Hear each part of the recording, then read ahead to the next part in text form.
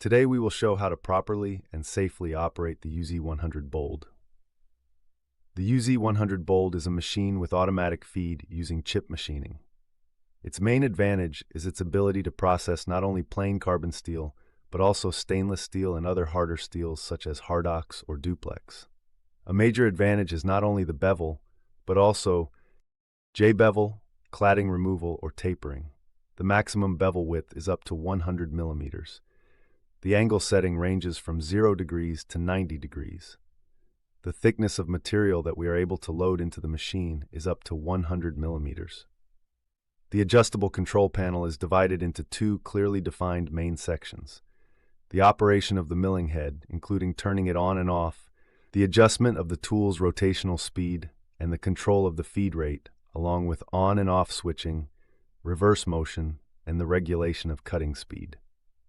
In the central portion of the control panel, you will find a button for automatic workpiece clamping. These are the two clamp and release control buttons.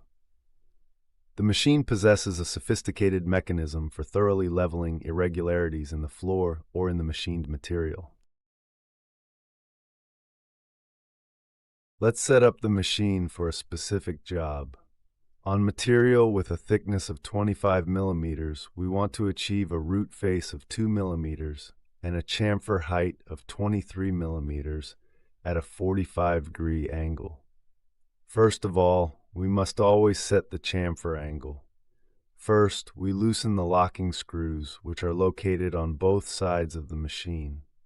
Using the ratchet wrench, which is part of the equipment, we set the required chamfer angle, in this case 45 degrees. We subtract the values shown on the installed scale precisely.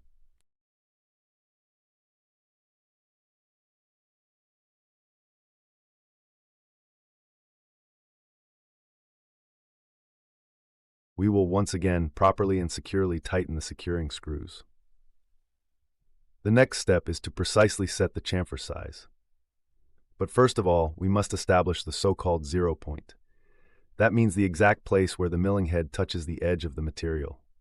To prevent any unwanted collision between the milling head and the workpiece during the 0 point setting process, we must move the tool sufficiently away from the active working zone.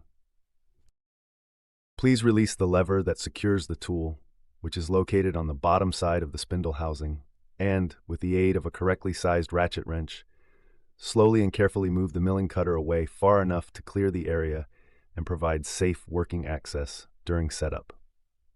Should it be necessary, we can adjust the machine's working height relative to the material being machined by turning the control wheel located on the side of the machine.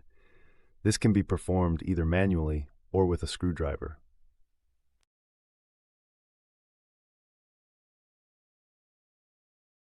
To precisely locate point 0, place the machine anywhere on the machined material so that the guide rulers remain in contact with the edge of the workpieces along their entire length. Now we will securely fix the machine with an automatic clamping system.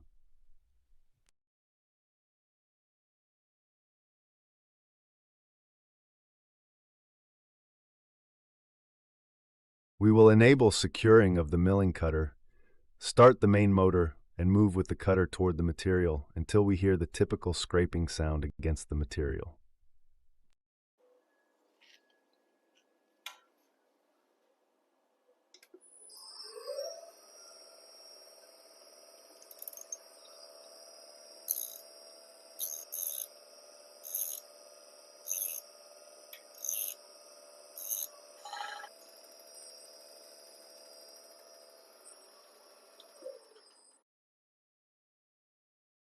To calculate the cutting plan, we will use the portable beveling solver calculator.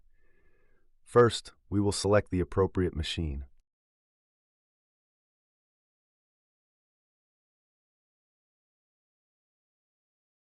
In the value section, we will choose the bevel angle and removal amount.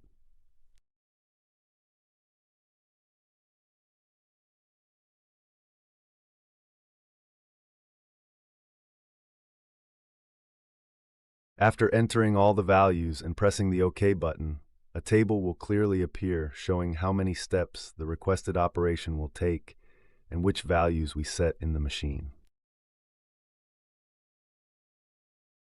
Based on the calculation, we understand that the required bevel will be carried out in 4 steps. In each step, we will add 5 millimeters, and for the final cut, 2 millimeters. First, we loosen the locking lever, which is located on the rear side of the spindle, and on the scale, we will add the first 5 millimeters from the current 0 point. Attention!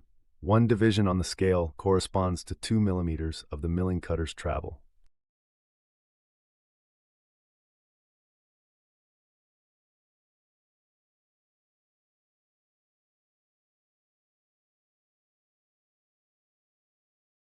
Please make sure to carefully secure the spindle lever.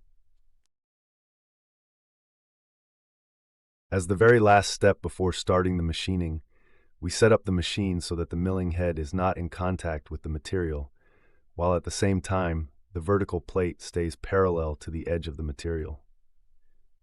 We clamp the machine to the material using the clamp button on the control panel.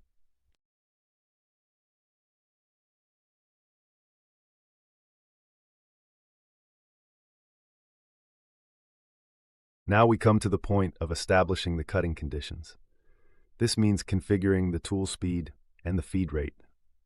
For ordinary steel, we recommend setting the speeds at about 800 to 1000 per minute. It always depends on the condition of the cutting inserts, the strength of the workpiece material, and the size of the chamfer.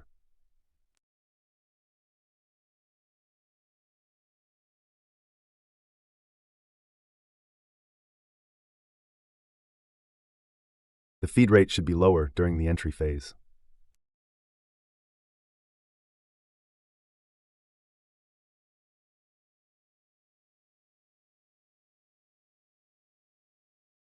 During the sheet exit, we'll slow speed once more.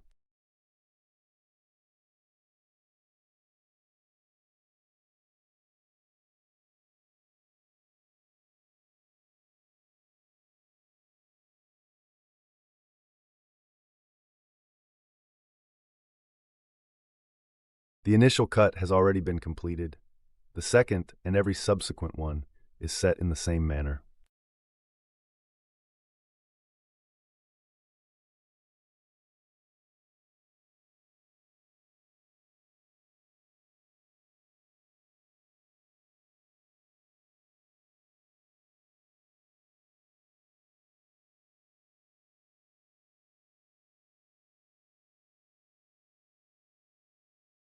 If we have set everything up correctly, the appearance of the chamfer at the start, at the middle, and at the end is exactly the same under these conditions for all cases.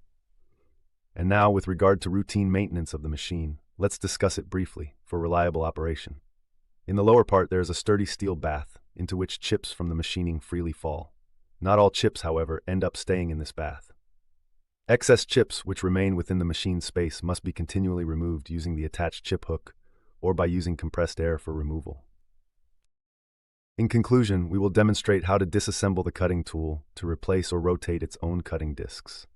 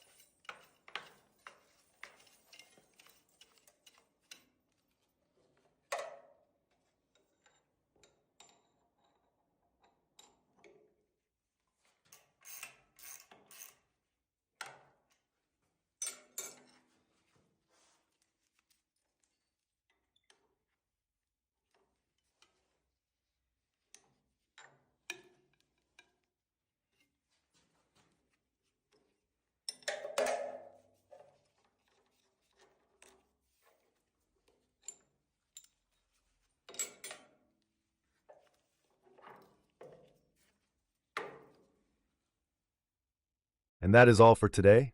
In the upcoming videos, we'll show how to perform applications with this UZ100 Bold machine, such as J-bevel, facing, or cladding removal. Bye!